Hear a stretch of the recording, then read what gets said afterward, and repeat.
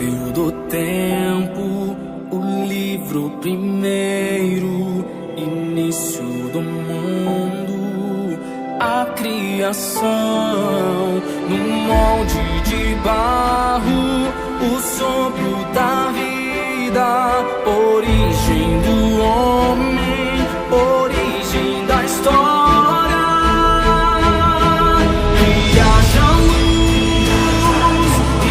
Se fez, que haja céu, que haja terra, que haja luz, então se fez, origem do mundo, começo de tudo.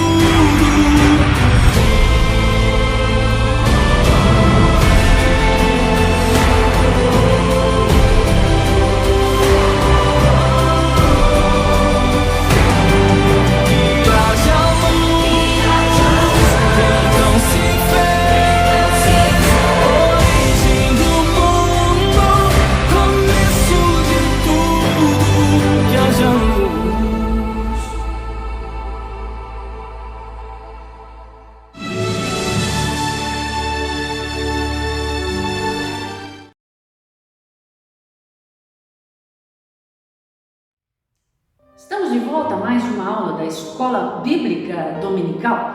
Desejamos a todos um bom domingo.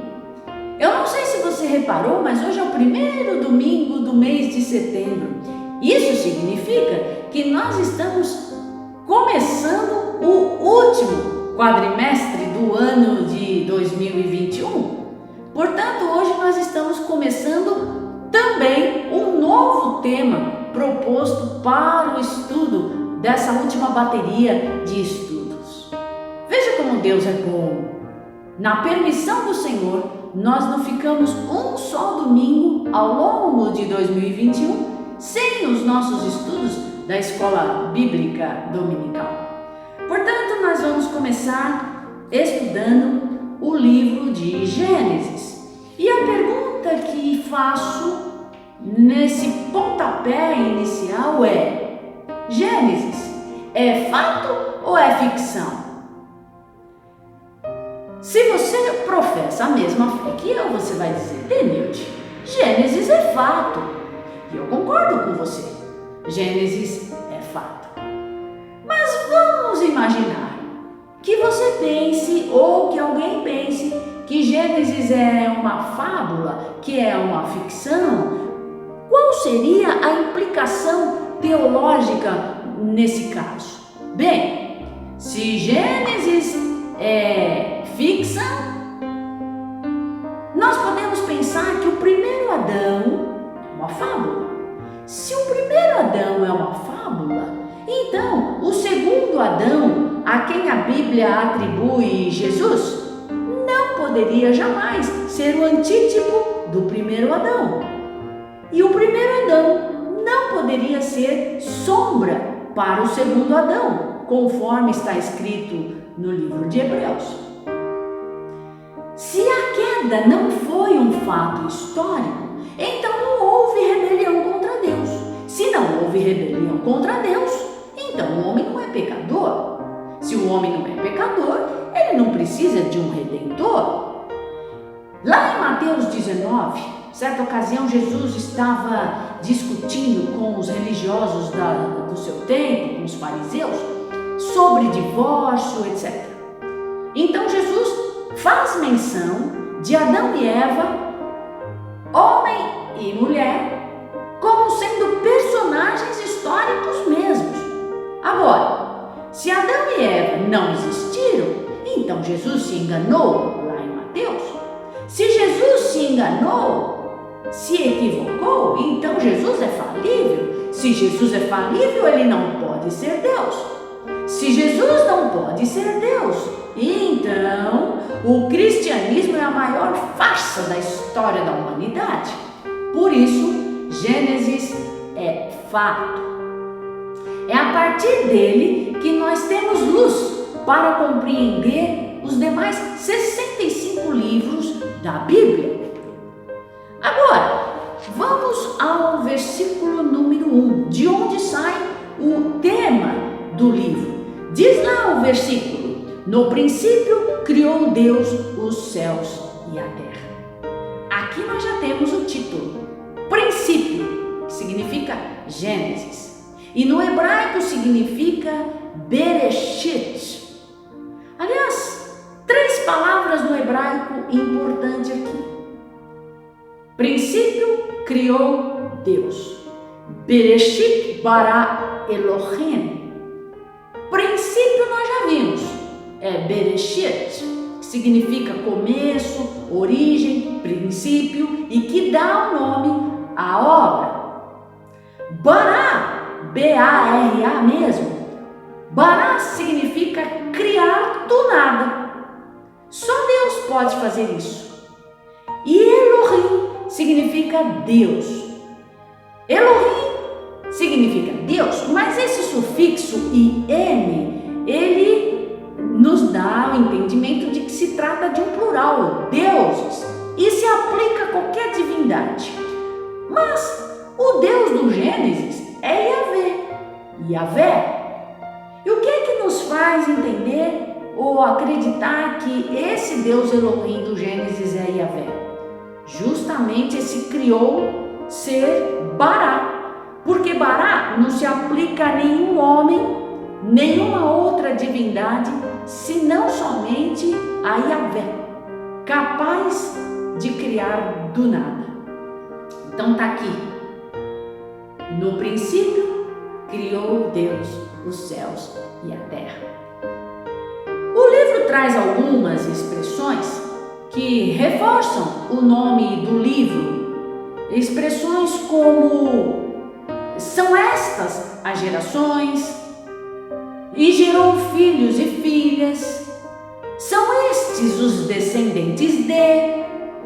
Então a palavra-chave aqui é Toledot, que é gerações, daí reforçando o título do livro, que é Gênesis.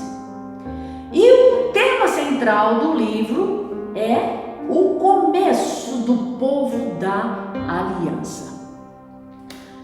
Agora, o livro tem 50 capítulos. Uma maneira didática de memorizar o conteúdo do livro seria dividir esses 50 capítulos em 2 grandes blocos e para cada bloco o número 4. No primeiro bloco, do capítulo 1 ao capítulo 11, 4 eventos importantes: a criação, a queda, o dilúvio e Babel. Depois, no segundo bloco, do capítulo 12 ao capítulo 50, 4 personagens importantes, que são os nossos patriarcas: Abraão, Isaac, Jacó e José. Então vamos pensar no número 4. Primeiro bloco, 4 eventos importantes. Segundo bloco, 4 personagens importantes. Assim facilita nós memorizarmos o conteúdo do livro. Agora é interessante notar a narrativa da criação no capítulo 1 e no capítulo 2. No capítulo 1, parece que nós temos uma história contada a partir de um álbum de fotos. No princípio criou Deus os céus e a terra, e disse Deus haja luz, aí você mostra a foto e houve luz e tal, como se fosse um álbum de fotos estático. No capítulo 2, parece que a história está sendo narrada agora com movimento, na forma de um vídeo. Vamos ver se você tem sensibilidade para pensar assim também. Ouçamos o capítulo de número 1. Gênesis, capítulo 1. No princípio criou Deus os céus e a terra. E a terra era sem forma e vazia, e havia trevas sobre a face do abismo, e o Espírito de Deus se movia sobre a face das águas. E disse Deus: haja luz, e houve luz. E viu Deus que era boa a luz, e fez Deus separação entre a luz e as trevas. E Deus chamou a luz dia, e as trevas chamou noite. E foi a tarde e a manhã, o dia primeiro. E disse Deus: haja uma expansão no meio das águas, e haja separação entre águas e águas. E fez Deus a expansão, e fez separação entre as águas que estavam debaixo da expansão e as águas que estavam sobre a expansão. E assim foi. E chamou Deus a expansão céus, e foi a tarde e a manhã, o dia segundo. E disse Deus: ajuntem-se as águas debaixo dos céus num lugar, e apareça a porção seca. E assim foi. E chamou Deus a porção seca terra, e ao ajuntamento das águas chamou mares. E viu Deus que era bom. E disse Deus: produza a terra erva verde, erva que dê semente, árvore frutífera que dê fruto segundo a sua espécie, cuja semente esteja nela sobre a terra. E assim foi. E a terra produziu erva dando semente conforme a sua espécie, e a árvore frutífera cuja semente está nela conforme a sua espécie. E viu Deus que era bom. E foi a tarde e a manhã, o dia terceiro. E disse Deus: haja luminares na expansão dos céus, para haver separação entre o dia e a noite, e sejam eles para sinais e para tempos determinados, e para dias e anos. E sejam para luminares na expansão dos céus, para iluminar a terra. E assim foi. E fez Deus os 2 grandes luminares, o luminar maior para governar o dia, e o luminar menor para governar a noite. E fez as estrelas. E Deus os pôs na expansão dos céus para iluminar a terra, e para governar o dia e a noite, e para fazer separação entre a luz e as trevas. E viu Deus que era bom. E foi a tarde e a manhã, o dia quarto. E disse Deus: produzam as águas abundantemente répteis de alma vivente, e voem as aves sobre a face da expansão dos céus.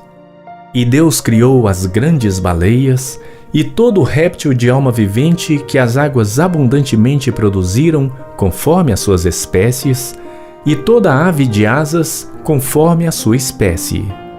E viu Deus que era bom. E Deus os abençoou, dizendo: frutificai e multiplicai-vos, e enchei as águas nos mares, e as aves se multipliquem na terra. E foi a tarde e a manhã, o dia quinto. E disse Deus: produz a terra alma vivente conforme a sua espécie, gado e répteis e feras da terra conforme a sua espécie. E assim foi. E fez Deus as feras da terra conforme a sua espécie, e o gado conforme a sua espécie, e todo réptil da terra conforme a sua espécie. E viu Deus que era bom. E disse Deus: façamos o homem à nossa imagem, conforme a nossa semelhança, e domine sobre os peixes do mar, e sobre as aves dos céus, e sobre o gado, e sobre toda a terra, e sobre todo o réptil que se move sobre a terra. E criou Deus o homem à sua imagem. A imagem de Deus o criou. Homem e mulher os criou. E Deus os abençoou, e Deus lhes disse: frutificai e multiplicai-vos, e enchei a terra e sujeitai-a.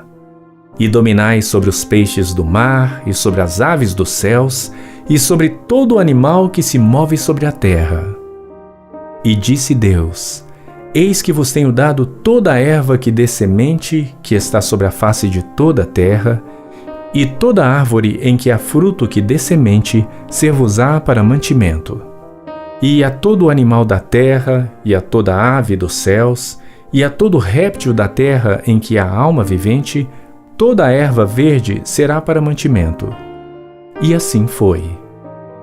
E viu Deus tudo quanto tinha feito, e eis que era muito bom. E foi a tarde e a manhã, o dia sexto.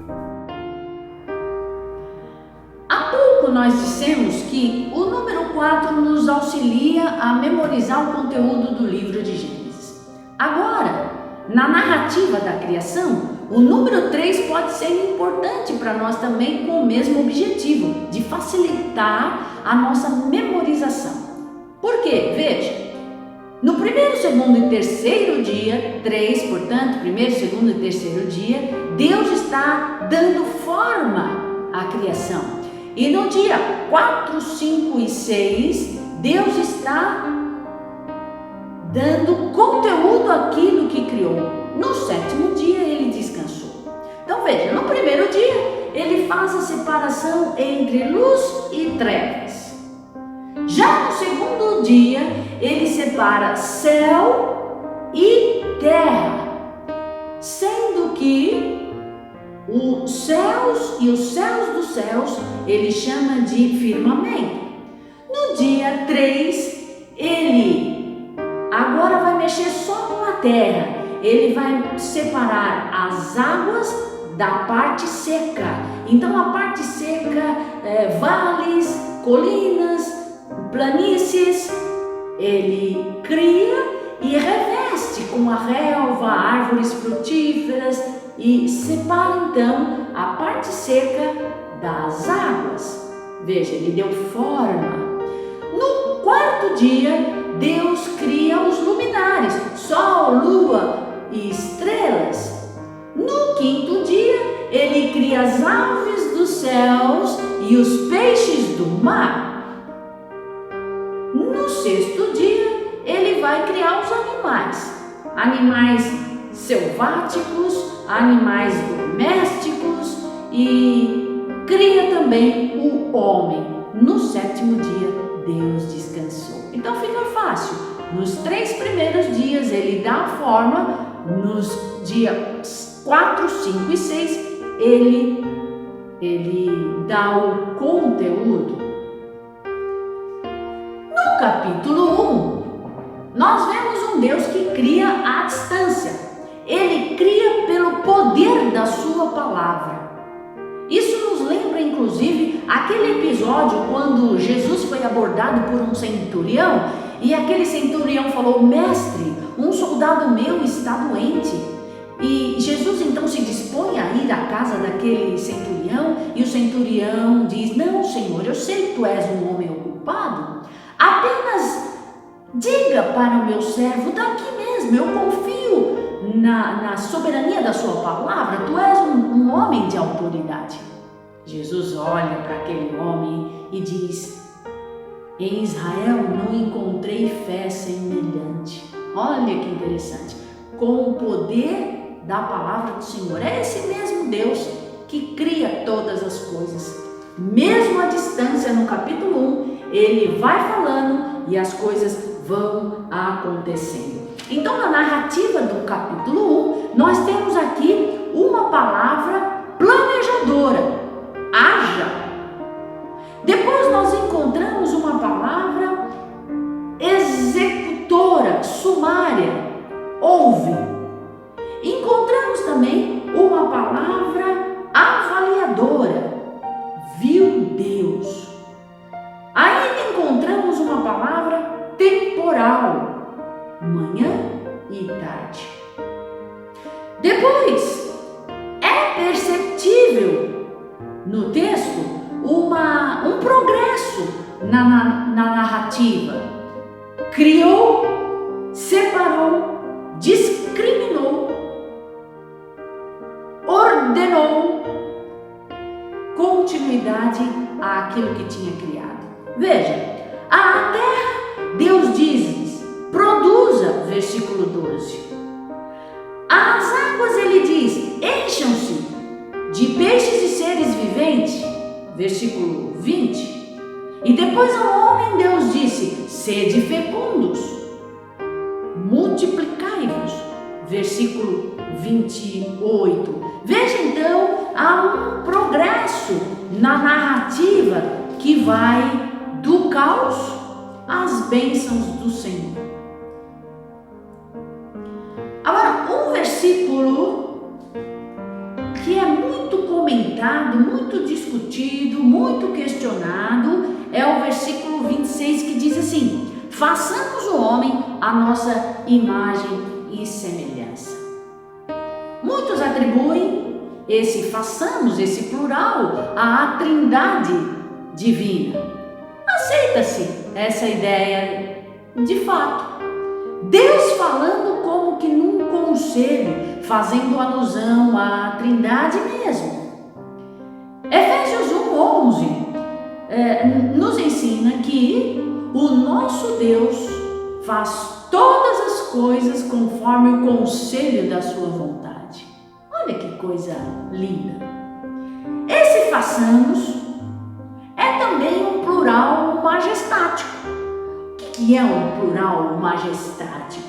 O que é isso? Bem, majestático vem de majestade mesmo, de realeza, dando a ideia de grandiosidade, como acontece, por exemplo, lá em Isaías 6, quando os serafins estão exaltando a Deus e dizendo: Santo, Santo, Santo é o Senhor dos exércitos.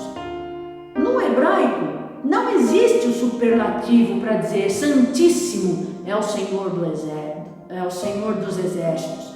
Por isso esse Santo, Santo, Santo, que substitui ao nosso superlativo Santíssimo. Então é um plural majestático. Além disso, esse plural majestático aplica-se também a Elohim. Eu não disse a você no início dessa aula que Elohim está no plural? Pois bem, na leitura hebraica, o plural considera-se não só o quantitativo, mas o qualitativo. O plural não se trata só de quantidade, mas de qualidade. Então, Deus é muito, não na quantidade, mas na qualidade. Por isso, o plural majestático. Por isso, o Santo, Santo, Santo é uma maneira de salientar a grandeza, a majestade, a magnitude de Deus.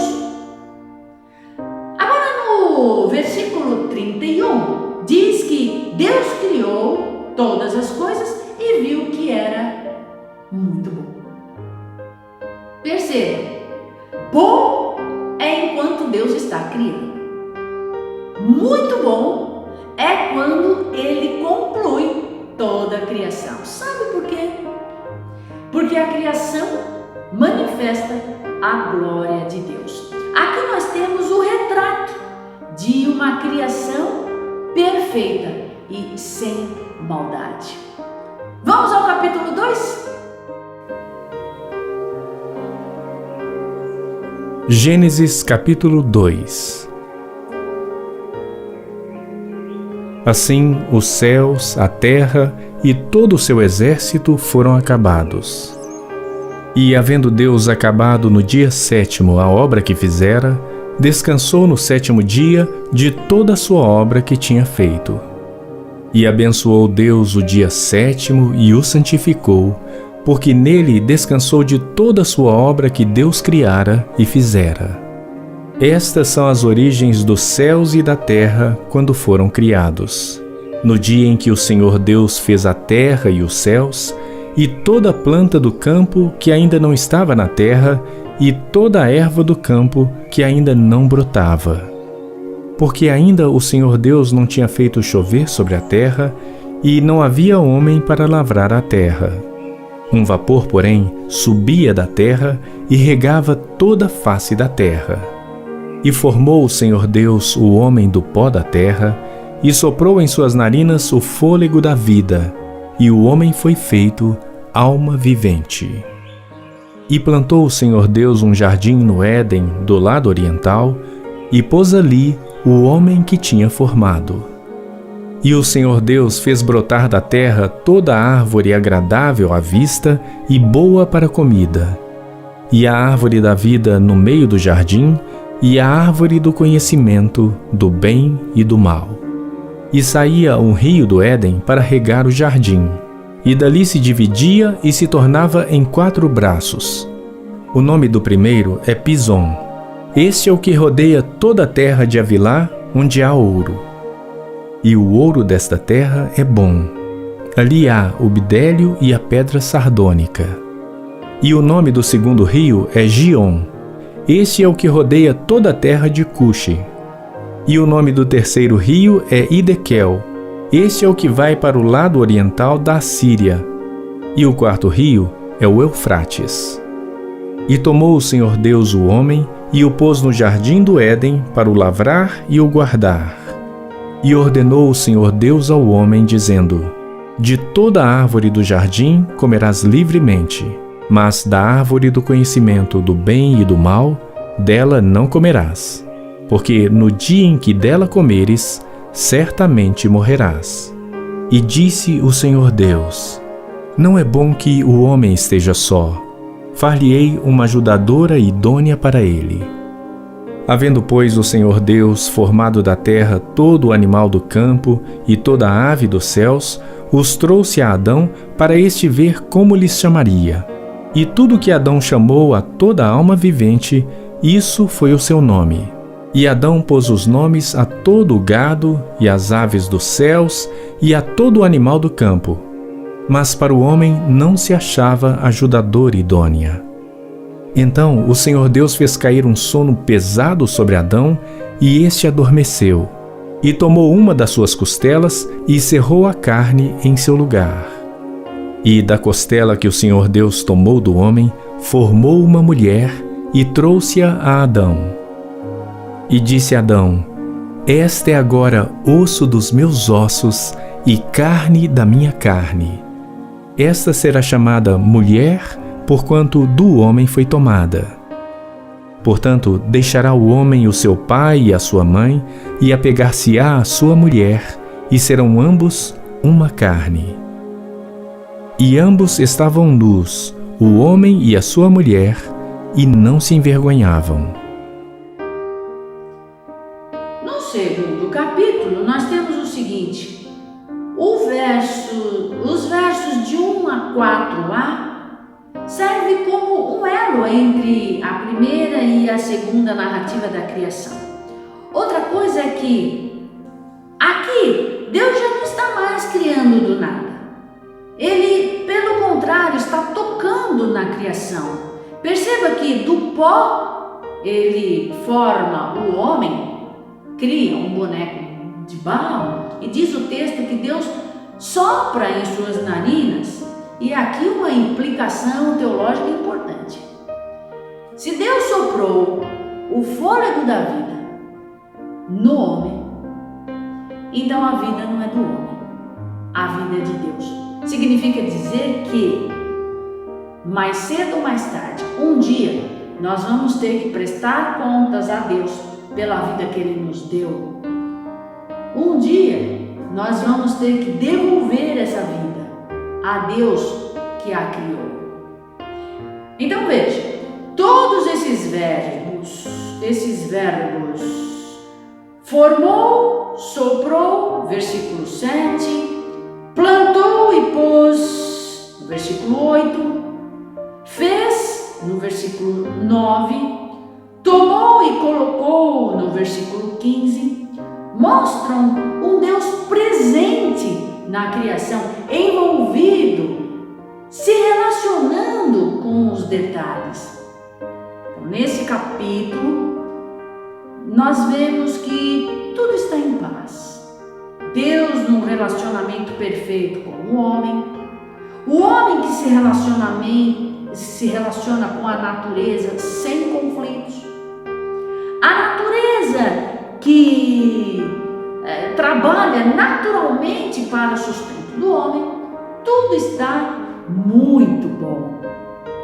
Agora, triste é pensar que desde muito cedo o homem se inclinou a adorar não ao Criador, mas à criatura, ao sol, à lua, às estrelas, aos animais. Até hoje nós vemos povos que adoram a vaca, que adoram o touro, que adoram a lua, que adoram o mar, enfim, pensamentos politeístas que desde Gênesis, a Bíblia condena. Veja, entre o politeísmo nós temos o panteísmo e o deísmo. Panteísmo é uma crença que defende o seguinte: Deus é tudo e tudo é Deus. Eles acreditam que Deus criou a distância, de certa forma criou mesmo, como nós vimos no capítulo 1. Deus criou a distância. O grande erro é que eles dizem que Deus, ao criar, se particularizou, ou seja, ele se tornou em partículas com tudo aquilo que criou. Deus está misturado, digamos assim, com toda a matéria criada. Então tudo é Deus e Deus é tudo. Por exemplo, Deus é uma árvore, Deus é uma rocha, Deus pode ser um animal, Deus pode ser o sol, a lua, porque ele se materializou, ele se particularizou, isso tudo. Agora, a ideia principal é que se matamos o mundo, matamos a Deus. Se você corta uma árvore, você está matando o próprio Deus. Panteísmo é a base religiosa do hinduísmo, do budismo e todas as seitas que adoram a Mãe Natureza. E o deísmo é um outro erro, uma outra doutrina que diz assim: uma inteligência superior criou todas as coisas. Essa inteligência pode ou não ser Deus. E eles defendem que Deus criou tudo tão perfeito, até aí está certo mesmo. Deus criou tudo tão perfeito, mas o erro está em que eles dizem que Deus criou tudo tão perfeito e se afastou. Deus não intervém mais. Deus criou e ligou no automático e abandonou aquilo que criou e se afastou para nunca mais intervir. E é isso que defende o deísmo, a ideia de um cosmos fechado. Criou tudo tão perfeitinho que não precisa mais de Deus, tudo funciona bonitinho e sozinho. Daí a ideia do ciclo da vida. O homem nasce, cresce, envelhece, reproduz e morre. Depois ele nasce, fica nesse vício, nesse círculo vicioso. Deísmo é a base religiosa do espiritismo, por exemplo, que não crê na ressurreição e sim na reencarnação. E é a base também religiosa do ateísmo moderno. A ideia principal deísta é que algo criou o universo, mas não interfere nele. O que é que Gênesis tem a nos ensinar diante desses dois pensamentos? Em termos de panteísmo, que diz que Deus criou a distância e se materializou na Terra. O ter criado a distância está correto. Nós vemos no capítulo 1 que Deus é transcendente, significa que Ele está distante, é um Deus longe. E a Bíblia nos ensina isso mesmo. Às vezes Deus se afasta, Deus se distancia, Deus se esconde. A Bíblia diz que Deus se esconde, é um Deus transcendente. Nós aprendemos isso no capítulo 1 de Gênesis. Exemplos bíblicos disso: por exemplo, Jesus na cruz, quando ele clama: Deus meu, por que me desamparastes? Todos os salmos de lamentações é uma referência de um Deus transcendente que está longe. Para o deísmo, Gênesis tem a dizer o seguinte: que Deus é um Deus de perto, é um Deus imanente, é um Deus de perto. É como se que você estivesse dizendo: Deus está aqui e eu posso tocá-lo. Uma passagem muito fácil, digamos assim, de se enxergar é aquela passagem de 1 Reis 19, versos 9 e 10, que diz assim: e ali entrou numa caverna, referindo-se a Elias, quando ele estava fugindo dos profetas de Baal. Ele estava se sentindo sozinho, ele estava deprimido. Aí então ele corre depressivo para dentro de uma caverna. E o texto lá de 1 Reis 19, 9 e 10 vai dizer: e ali entrou numa caverna e passou ali a noite, e eis que a palavra do Senhor veio a ele e disse: que fazes aqui? Aqui nós temos um Deus que é ao mesmo tempo transcendente e imanente. Em que sentido? Deus é transcendente quando nós olhamos para Elias e Elias está depressivo. A causa da depressão de Elias é porque ele acha que Deus o abandonou à sua própria sorte, que Deus se escondeu. Então, a causa da depressão de Elias mostra um Deus transcendente. E o período em que Deus não está agindo na vida do profeta Elias, aí nós temos um Deus transcendente. Mas ao mesmo tempo, nós vemos que Deus desce e vem ao encontro de Elias quando ele diz assim: que fazes aqui, Elias? Deus não está dizendo: o que você está fazendo aí, Elias? Não, Deus diz: o que fazes aqui, Elias? Então veja, lá naquela caverna, Deus cura a depressão do profeta. A transcendência de Deus, o Deus longe, provoca medo. A imanência de Deus demonstra afeto. É na caverna que Deus cura a depressão de Elias. Deu para entender? Um Deus imanente, um Deus de perto. Ora, este é o sentido das duas narrações, do capítulo 1 e do capítulo 2.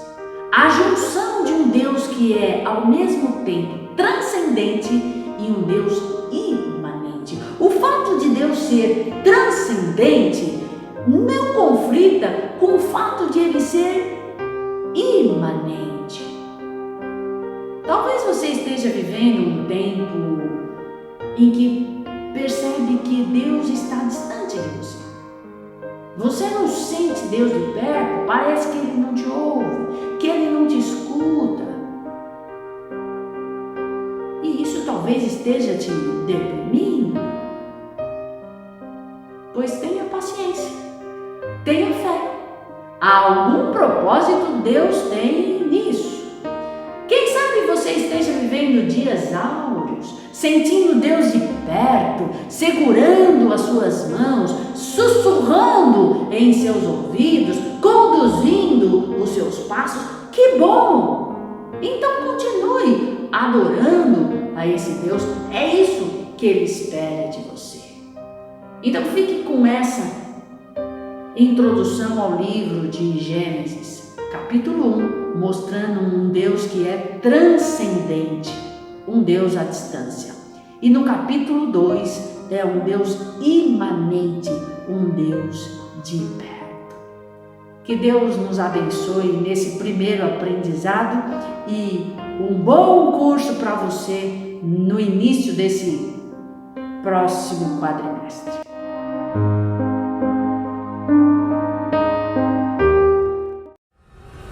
Princípio do tempo, o livro primeiro, início do mundo, a criação, no molde de barro, o sopro da vida, origem do